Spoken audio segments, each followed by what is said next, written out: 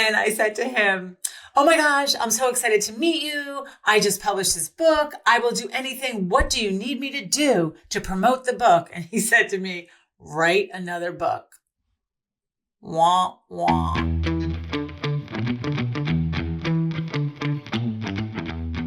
Hello, beautiful people, trailblazers, light keepers, and leaders. It's Michele Phillips with a solo podcast or solo episode of Write Your Outcome. I had so much fun this morning. I was on Coast to Coast AM at really early this morning. The show airs in California at midnight. It's syndicated. It has over 3 million listeners. So I was super, super excited to be on the show. The first hour, I just answered questions. And the second hour, I took calls from callers. And what I've done for this podcast is I've taken some of the questions that were asked of me and I'm turning it into this podcast for you. So it was on at midnight live in California, which was 3 a.m. in New York. So I woke up at 2:30. And the funny part of the story, not so funny part of the story, was I got up on the wrong day. So let's start the story from the beginning. I got booked to be on this Coast to Coast podcast while I was in England last week. So I was super excited. And he said to me, it's midnight in California, but it's 3 a.m. in New York. And I could have swore he said it was December 4th. It was December 3rd for him, December 4th for me. All good. I hang up and I'm talking to my husband and my stepson. And I'm like, is 12 o'clock midnight in California the same day as 3 a.m. in New York? And, don't judge me. This was twisting my brain so hard. I was like, I don't know. So I finally came to the conclusion that if it's 12 o'clock at night, then 3 o'clock in the morning, it's the same day. So with that conclusion, I got up. We flew home on December 2nd from England. We had 2 flights because we were in the northeast of England in Newcastle. Where I did a big book launch where I did a book launch on Sunday, which I could talk about that too. That went really well, but we'll talk about that later. And so we had a 6 a.m. flight, which I had to get up at 4 a.m. or 3:30 on the 2nd.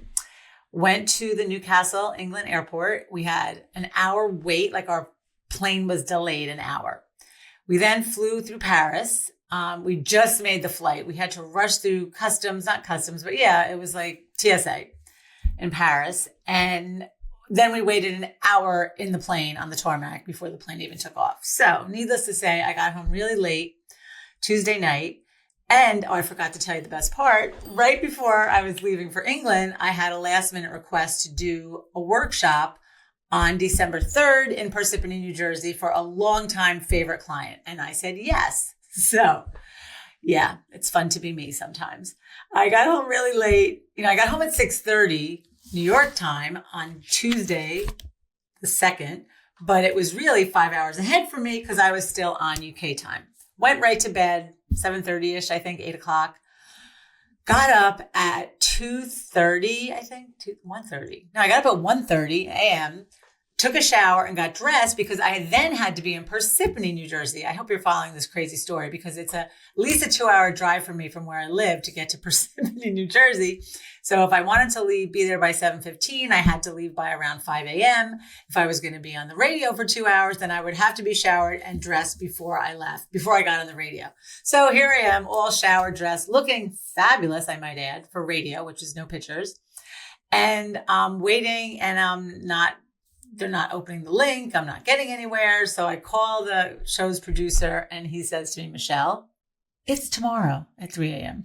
And I'm like, okay, here I am all dressed up, looking fabulous with nowhere to go. And it's 3 a.m. in the morning. So, you have to have a good sense of humor, which I did. So I just laughed it off, did some work, caught up. At 4:45, my husband and I got in the car. I drove him to New Rochelle for one of his clients. And then I drove to Parsippany and I did my workshop. I then left Parsippany, went through Rockland to stop by my mom and my sisters, then went to pick up my husband in New Rochelle, got home last night and crashed and woke up this morning at 2:30 a.m. to be on the show. Now, the good news this morning was I did not have to shower and dress, so I just kind of rolled out of bed at 2:30 and I was on the radio at 2:45, and oh my gosh, the show was so fun. I just had so much fun answering questions from callers all over the world. And so today I'm going to answer some of those questions for you. So one of the first questions was, what inspired me to write Energize Your Happiness? And excuse me, I told the story of when I first published Happiness is a Habit back at the end of, it was December 2013, the beginning of 2014, when that book came out. And early in 2014, I was lucky enough to be a presenter at the Jacob Javits Book Festival. So we have a booth. My publishing company has a booth, and every author had time slots where they were going to be in the booth signing books. So while I was doing this, the owner of my publishing company, Cedar Fort, was there, and I was so excited to meet him. And I was so ready to do anything. I thought I was ready to do anything he needed me to do to promote Happiness is a Habit.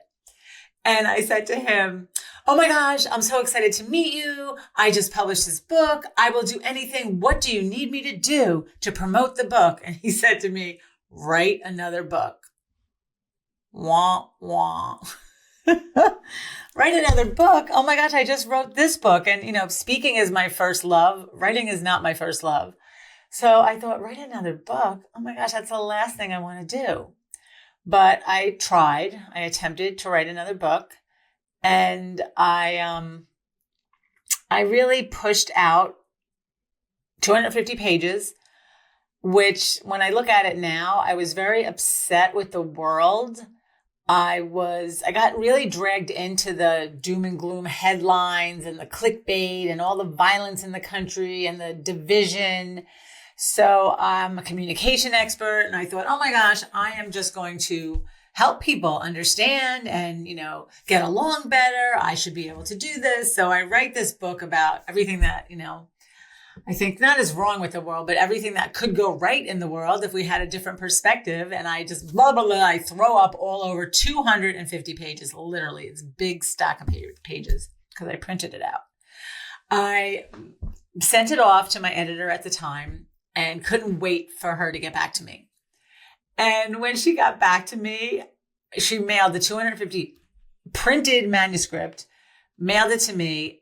And when I opened the envelope, it had so much red ink all over it. My eyes hurt.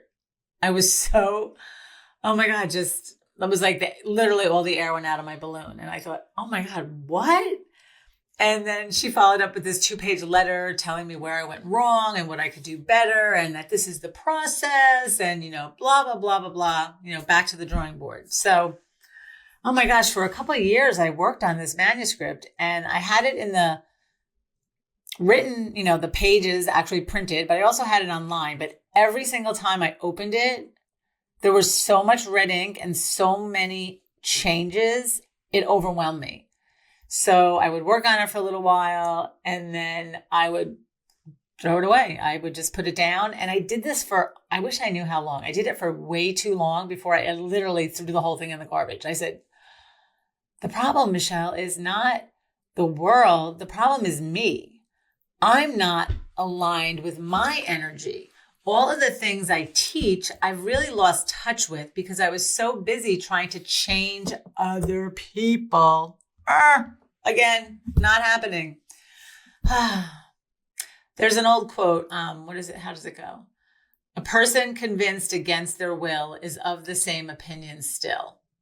And every conversation I got into, we were just like, two rams, butting heads with the horns. And, I was trying to get people to see it my way and to, understand that they could open their hearts more. But I was doing it from a disconnected place. So that's what I really want you to understand. When you're disconnected from what I now call your personal energy alignment, you're of no help to anyone. yes, my ideas and my heart, like I wanted to make changes. I wanted to help the planet, but I wasn't in alignment. And then I thought, oh my gosh, I'm like almost like an oxymoron of myself. I didn't want to be like one of those Greenpeace people that, starts fires and riots. It's like you're protesting for peace, but you're starting riots. It just doesn't add up. So I started looking at, the fundamentals. What were the things that kept me mentally, physically, spiritually, and emotionally well? And I really went back to basics. And the biggest thing that hit me in this time period was that I was giving too much of my energy to things that I did not control. So that was the big aha moment for me. And I use this example over and over. So if you heard it already, you need to hear it again. And all of us have a lot of energy. And yet instead of focusing it on what we want and where we're going, we take all this energy and we're very sloppy with it. We're, using it on worry, and we're using it on doom scrolling, and we're using it on, watching the headlines, and we're using it on judging other people and criticizing. And we're not using it on being in our own alignment. So I use the example of on a sunny day, when you go outside on a sunny day and you take a magnifying glass and a pile of leaves and you focus the energy of the sun, you start a fire. You, my friend, have that same ability. When you focus your thoughts, beliefs, emotions, energy on things that are what you want and where you want to go, you create a fire. You are focused and you are on fire in the good sense, like you're energized. Energizio is the word I made up, which means energy and action together. So what I realized during this time period was I needed to get myself back into my own energy alignment. And once I got really good at my own energy alignment, now I can help other people. I was of no use to other people when I was disconnected and discontent. So again, if anyone listening is feeling frustrated, anxious, worried, discontent, overwhelmed, I want you to look at where are you putting your focus? What are you talking about to other people? What are you emailing? What are you posting? What conversations are you having in your head? Because if you're just constantly talking and thinking and reading and watching things and people and events that you have no control over, it's exhausting. Really, it's exhausting just talking about it. But when you say, what do I have control over? And that's when I decided I have control over what I think, what I believe, how I present myself to the world. I made a decision to be an uplifter. I made a decision that when people are in my space, I want them to feel better when they leave. And these conscious decisions, they don't have to be exactly like mine, but you have the same power. And that's why I always share my story, not to impress you. I share my story to impress upon you what's possible. So when I look at our world right now, and I call it the doom and gloom report, what's on the news. I ask people, okay, what's on that out the window report? Right now, if all of you just looked out your window, it's a nice sunny day. It's getting to be winter. It's December here in New York when I'm recording this. So there's no leaves on the trees, but the sky is blue. The clouds are white, and it's just a beautiful day out. And my neighbors are walking their dogs, and life is just going on. So the out the window, the report is the thing I want to focus on right now because I have no control over the bigger world, and neither do you. So what I learned is, when I start focusing on what I control, I become calmer, steadier, and more confident. And from that place, I or you are able to help more people. Hello, I am interrupting this podcast to give a plug for my brand new book, Energize Your Happiness. I am so proud of this book. And I can't wait for you to read it or listen to it because it will be on audio as well. And I just want you to know you don't have to push so hard. You don't have to be so stressed.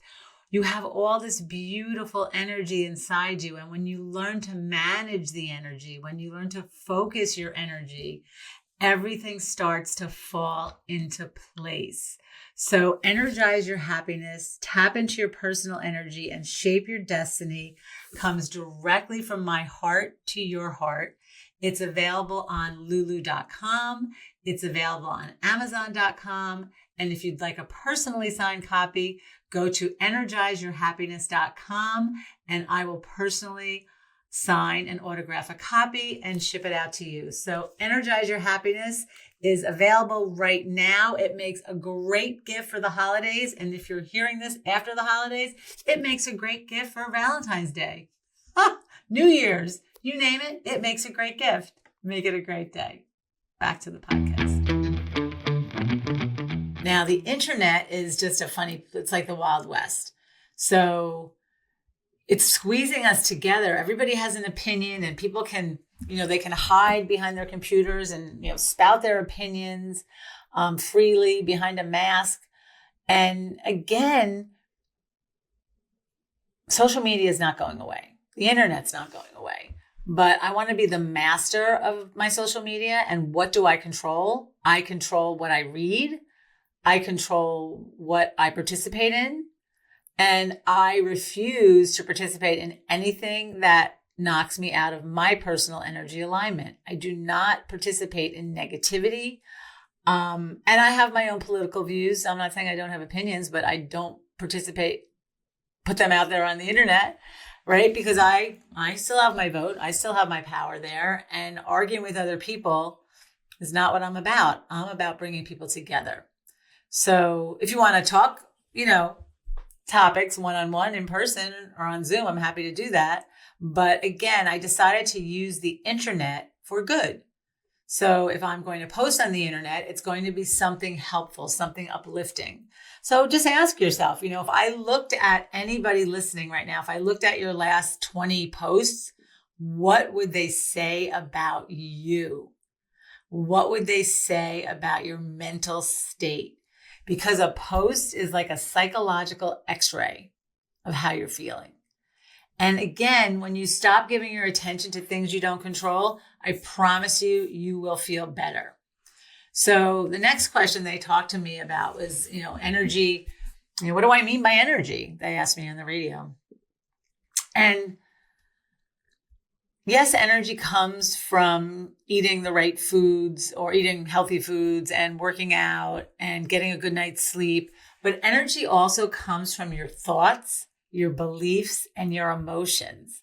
So again, this energy that you have total control over, you control what you think, you control what you believe. You might not control your emotions, but your beliefs and your thoughts equal your emotions. So I always ask people, the best leaders that I work with, challenge their beliefs. Do you hold a belief that's not helping you anymore?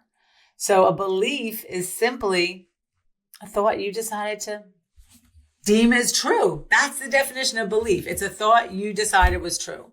So if you have a thought that a certain group of people are bad or not good, how's that going for you?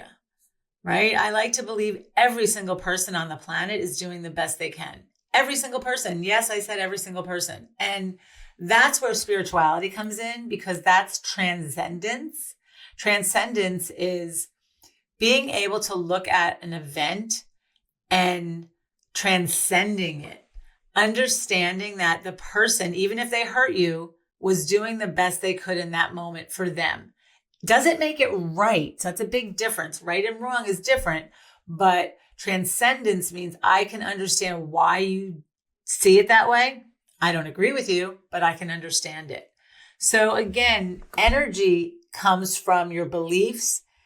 And if you believe the world is, a beautiful place, the world is, the better it gets, the better it gets. If you have a belief that everything's working out for you, things will tend to work out for you. I like to say, when people ask me how I am, a lot, where I was like, I'm so busy. I'm so busy. I don't want to say that anymore. So when people ask me how's it going? I changed it to life is full, fast, and fun. Life is full, fast, and fun. Because it gives me more energy than, busy. Living the dream. That's my favorite, right? The sarcasm. How you doing? Living the dream, right? That sarcasm. Yeah, it's funny, but it's also hurting your energy. So one of the other questions they asked me was, my book weaves neuroscience, behavioral psychology, and spirituality together, and physical fitness. How did I arrive at that blend? And how I arrived at that was these are all parts of us: mental, physical, spiritual, emotional. If you picture a stool with 4 legs, if one of those legs is taken away, the stool will fall over. So each of us needs to spend time mentally, physically, spiritually, and emotionally doing something that benefits us. So physically, right, that's the, getting enough relaxation, sleep, eating, that kind of thing. Spiritual is believing in something greater than yourself. Big spiritual person. I believe spirituality unites us. And you could call it God, you could call it universe, you could call it something else. I don't, think about, everyone comes from different areas of the world. If I was born in India, I would be brought up with a very different set of beliefs than I would have since I was brought up in New York. So I honor what you want and what you believe, but know that there is a power greater than you at work in the universe. Let's put it that way. And so then I said spirituality, I said physically, emotionally is, again, guiding your nervous system, psychology, emotions, and then thinking. So the way you think really matters on this stool. So if you're always thinking in negative terms, that is exhausting after a while. So again, realizing that our brains are set up to keep us safe. So our brains are always scanning the environment for danger. And I equate it to the tongue in your mouth. And this is a crazy example, but I love it because you're going to get it. Stay with me. Your tongue is constantly searching your mouth to keep it clear of debris. And the minute it finds something in your tooth, it just picks and picks and picks. It will drive you nuts. You will cut your tongue because that's how important it is. And that's how your nervous system works. It's always scanning your body. Am I safe? Am I safe? Don't say that. Don't do that. Beware. We have to realize when our fear is real and when our fear is fake. So for example, when your fight and flight goes on and your heart starts to pound really fast, the first thing you have to do is stop and say, am I actually in danger? Is it real or fake? If someone's bleeding, if the building's on fire, if your boss is standing over you, if the phone is ringing, those are urgent things that need attention. But if not, usually we're just making shit up in our head. And I do that all the time. I make stuff up that turns on my fight and flight. And if I'm making stuff up, I have to know better that I can override my neurotransmitters in my brain and create new neural pathways. So that's what's so exciting about this work, because your brain is triggered. The adrenaline is real. It gets released from your body. All of your energy goes to your arms and legs because you're preparing to fight or flee. In this moment, when your energy goes to your arms and legs, because you are preparing to fight and flee, your brain is not operating 100% and your immune system is turned off temporarily. Whew, that's a big one. Think about that. That's why they say stress kills, because if you live in a state of stress all the time, your immune system is shut off. And our fight and flight system is there for when you're in real danger. It's not there for when someone sends you a text in all caps, or you have to wait too long in the coffee line or the supermarket line.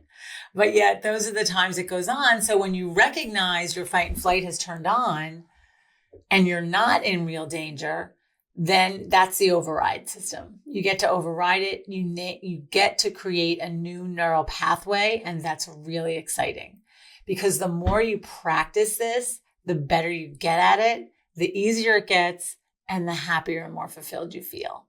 Because really, what's this all about? At the end of the day, I just want you to feel satisfied. I want you to feel content. Yeah, those over-the-top woohoo days are great, but it's not every day, right? No matter what I do, that's such a big accomplishment. I still have to drag the recycling to the curb every week and, take out the garbage and do the laundry. So that level of contentment is really important. Am I happy and content where I am right now? So ask yourself, are you happy? Are you content right now? And if you are feeling emotionally hijacked, which came up also this morning, like what do you do if you are, how do you start getting control of this? The first thing you do is, again, stop giving energy to things you don't control, and then literally stop and take a breath.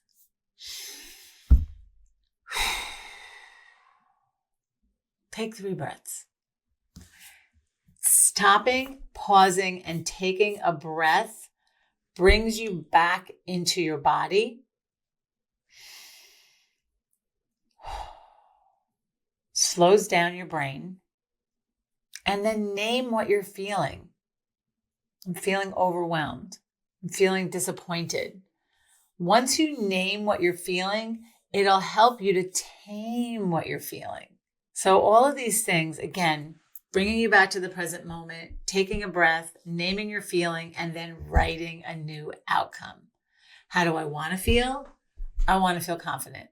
I want to feel calm. And in this moment when I'm breathing and going through my 5 senses, there's no real emergency other than the one I made up in my head. So I can take 3 deep breaths. And when you come to the present moment, I want you to know that your brain chatter shuts off. So that's the beauty of being in the present moment. When you are playing with your dog, or you're out having a beautiful nature walk, or you're dancing, or the running, having a runner's high, you are mentally, physically, spiritually, emotionally, and all your senses are in that present moment. And when you're in that present moment, your brain stops chattering to you. And that's the peace we're looking for. So that's the peace that comes with meditation. Meditation has become a $5 billion industry. And the number one goal is to get that chatter to shut up in there. So again, I talk about all this in Energize Your Happiness, and just, learning to sit in silence, learning to quiet your mind, taking a breath. There's so many good things. And, one of the questions, they asked me a couple of questions about leaders, what were the best leaders I worked with? And I found that the best leaders, they lead from alignment, not adrenaline. Again, big difference, right? If you're always rushing and going and doing, and your fight and flight is on, you're achieving results, but results without you in them are very empty. Ugh. Empty, empty, empty.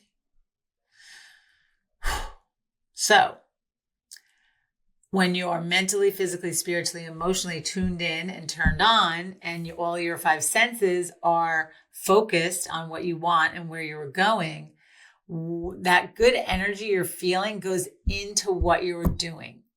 And I always say, it's kind of like equates to the saying, the cake was baked with love. So the cake is baked with love because the baker put all their energy into this cake, and you feel it, you taste it, you know it. But it could be a cake or a company. It could be an email, right? Have you ever, liked someone just by reading their emails and you never met them before? Or on the contrary, did you ever not like someone from reading their emails? So this energy, it's at your service. And I don't know if you're a skeptic or you're on board. If you're listening to this podcast, you're probably not a skeptic. But what I love about all of this is there is neuroscience behind this. There is research behind it. And it's being proven that managing your nervous system is one of the best things you could do in a world that's experiencing an emotional meltdown, right? People are on edge. Their tempers are, people have very short tempers, short fuses. There's a lot of sarcasm and anxiety, yet underneath all that is your calm.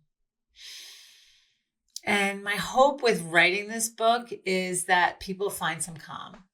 Because if you can find more calm in your day, then that's what makes you happy. Because you're in the present moment more often. So what I'd love to do, if you have questions, I do love answering questions. So if you're listening to this and you have a question you want me to address on a show, please email me at what is my new email? Michele@energizeyourhappiness.com. Michele@energizeyourhappiness.com. I would love to take your emails, and I will definitely mention your name if you want me to. I won't mention your name if you don't want me to. But Energize Your Happiness is on sale now. It's on lulu.com. It's on my website. You can go to energizeyourhappiness.com, and it's on Amazon. I launched my book in the UK on November 30th with a book launch party, which was absolutely fabulous. There was this wonderful woman there, Angela Carney. If you're listening, I'm giving you a shout out, who I never met, but yet she read Happiness is a Habit, and she teamed up with me to fill the room, and fill the room she did. So I do thank and love my family and friends that came to the event. Angela brought me new friends to meet to Newcastle, England, where we had a beautiful book launch. I am also launching officially in New York on December 13th at the Sunset Theater in West Hampton, and I'm really looking forward to that. So again, this is Michele Phillips. This is the Write Your Outcome podcast. Make it a great day. That's a wrap for today's episode of Write Your Outcome with me, Michele Phillips. If something sparked in you and you enjoyed this podcast, please don't forget to rate, review, and share it with someone who needs to hear this message. Let's keep these ripples going and make it a great